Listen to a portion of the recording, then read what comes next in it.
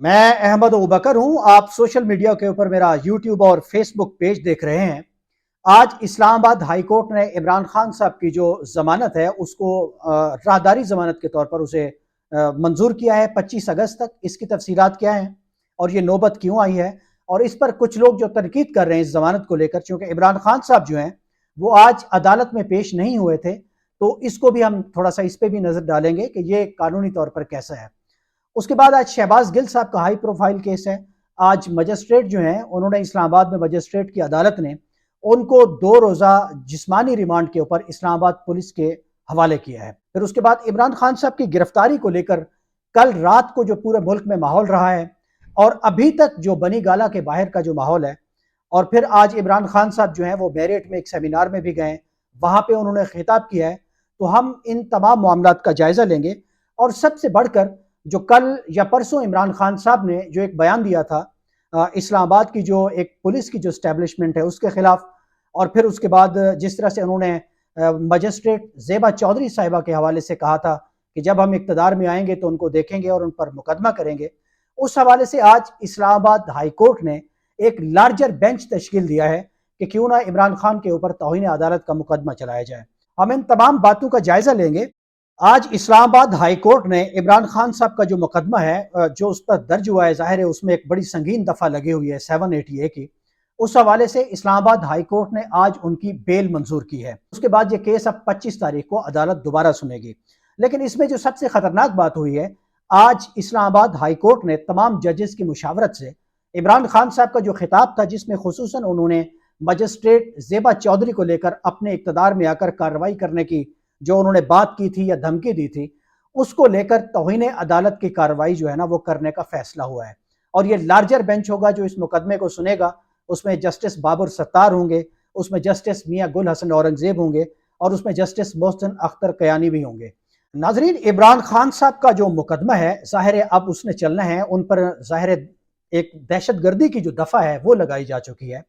और फिर जो उन्होंने गुफ्तगू की थी ज़ेबा चौधरी साहिबा के हवाले से, जो मजिस्ट्रेट हैं इस्लामाबाद में, और ये अब आगे बढ़ेगा और इसमें एक लार्जर बेंच तश्कील दे दिया गया है। उनके जो वकला हैं इमरान खान साहब के, वो उन्हें स्ट्रेट अवे ये भी तजवीज़ कर सकते हैं कि वो अदालत से माजरत कर लें। लेकिन जो मुकदमा तो उनके खिलाफ दर्ज हुआ है पहले, जिसमें 780A की दहशतगर्दी की दफ़ा लगाई गई है, उस पर बहुत तनकीद हो रही है। लोग जो कानून को जानते हैं या जो लोग आज़ादी इजहार के लिए काम करते हैं, उस पर नज़र रखते हैं, उनके नज़दीक ये कोई धमकी नहीं है कि जब आप इंतजामिया के लोगों को कहते हैं कि जब आप इक़्तिदार में आएंगे तो उन पर मुकदमा चलाएंगे, या आपने मजिस्ट्रेट साहिबा को भी कह दिया तो हम आएंगे, ये जो आपने फैसला किया है इस हवाले से हम आपका ट्रायल करेंगे, तो ये मेरा ख्याल है कोई ऐसी मावराए आइन या मावराए कानून बात नहीं है। बहरहाल इस पर जजेस का बेंच बैठेगा, इस पर राय आ जाएगी, और जो डिफेंस के वकला हैं इमरान खान साहब के, वो भी अपनी राय देंगे। तो हम इस सारे मामले के ऊपर नजर रखे हुए हैं और देखेंगे कि इसमें से क्या निकलता है। बज़ाहिर तो मुझे लगता है कि जब इनके वकला माजरत कर लेंगे या कोई माफीनामा दाखिल करा देंगे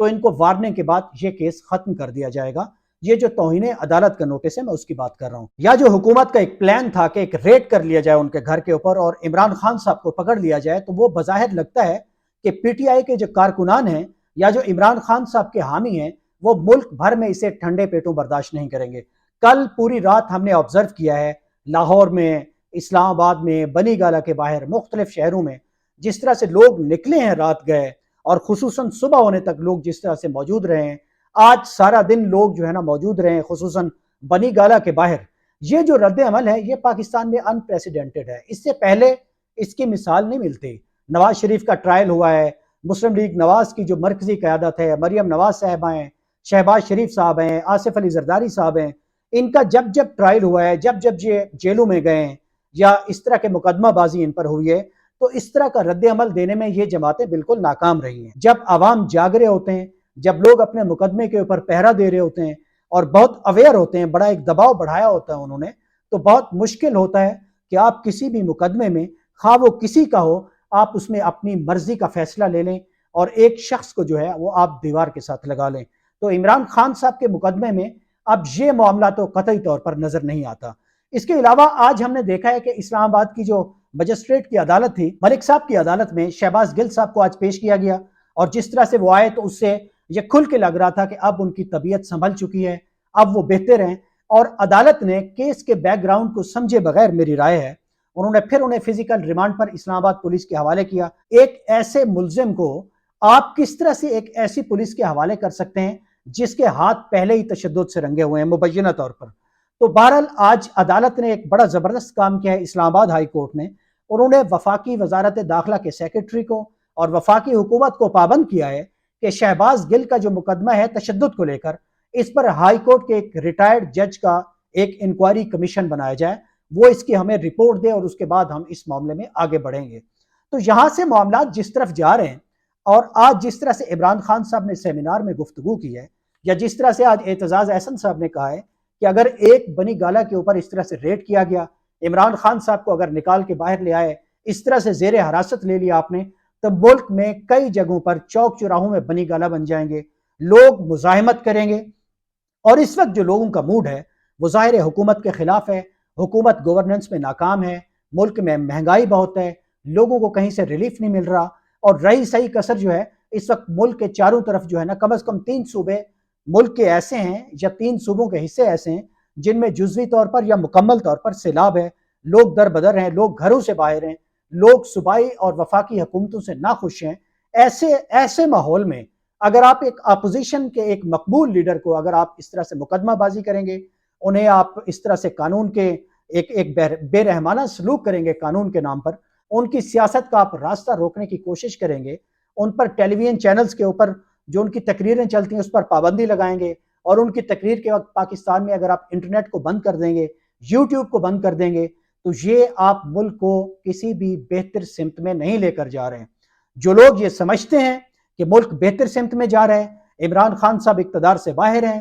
اب ایک نئی حکومت ہے، وہ ملک کو بہتر سمت میں لے کر جا سکتی ہے، اس ملک کی معیشت کو ٹھیک کر سکتی ہے، ملک میں مہنگائی کو کم کر سکتی ہے، تو یہ خام خیالی ہے۔ ایسا کوئی پلان جو ہے اب اس ملک میں کام نہیں کر رہا۔ اس وقت ایک ہی حل ہے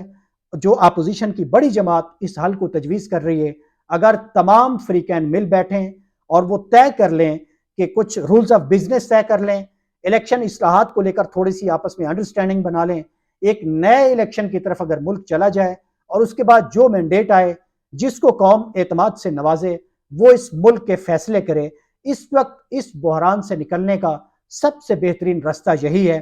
نئی حکومت نے اپنی کوششیں کر کے دیکھ لی ہیں، 4.5 سے 5 ماہ ہو گئے ہیں، ملک میں کوئی بہتری نہیں ہے، IMF کی طرف سے ابھی تک کوئی ریلیف نہیں ہے، ابھی تک باتیں ہیں، 24-25 اگست کو قسط کا اعلان کیا گیا تھا، ہم دیکھ لیتے ہیں 1-2 روز میں وہ بھی کیا بنتا ہے۔ تو اس وقت ملک میں جو ڈالر ہے وہ آج پھر دوبارہ بڑھنا شروع ہو گیا ہے کل سے، تو یہ جو صورتحال ہے یہ کسی بھی صورت پاکستان کے مفاد میں نہیں ہے۔ ہم اس سارے معاملے کے اوپر نظر رکھے ہوئے ہیں، لیکن اس کے ساتھ جڑا ہوا ایک اور انسانی ایک معاملہ ہے، ہیومینیٹیرین کرائسس ہے اس وقت ملک میں۔ سیلاب جو ہے وہ ساؤتھ پنجاب کے علاقوں کو بہا کر لے گیا ہے، خصوصاً ڈی جی خان اور راجن پور کے جو اضلاع ہیں، مظفر گڑھ میں کچھ علاقے ہیں، کچھ لیا میں علاقے ہیں، ڈیرہ اسماعیل خان کا علاقہ ہے، بلوچستان کے بہت سارے اضلاع ہیں، سندھ کے تو 23 سے زائد اضلاع ہیں جہاں اس وقت پانی ہی پانی ہے، سیلاب ہے۔ یہ اضلاع یا تو مکمل طور پر یا جزوی طور پر ڈوب چکے ہیں، لیکن پاکستان میں مین سٹریم میڈیا کو کوئی پرواہ نہیں ہے، پاکستان کی سیاسی جماعتوں کو کوئی پرواہ نہیں ہے۔ کل عمران خان صاحب نے کچھ دیر کے لیے اپنے خطاب میں آخر میں سیلاب زدگان کی بات کی ہے، لوگوں کو کھڑے ہونے کی اور ان کی مدد کرنے کی بات کی ہے، یہ بڑی حوصلہ افزا بات تھی، لیکن ان کو چاہیے وہ اپنی گفتگو میں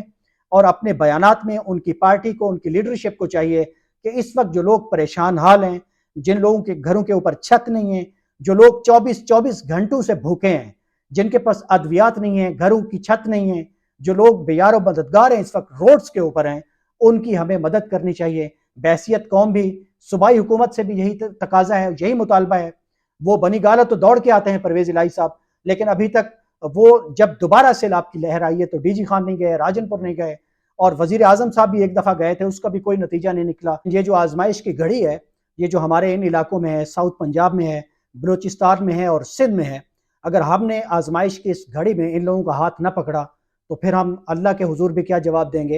اور پھر ہم ان اپنے جو پاکستانی ہیں ہمارے، جو اس وقت مشکل صورتحال میں، ان کے آگے بھی ہم شرمسار ہوں گے۔ مجھے اجازت دیجیے،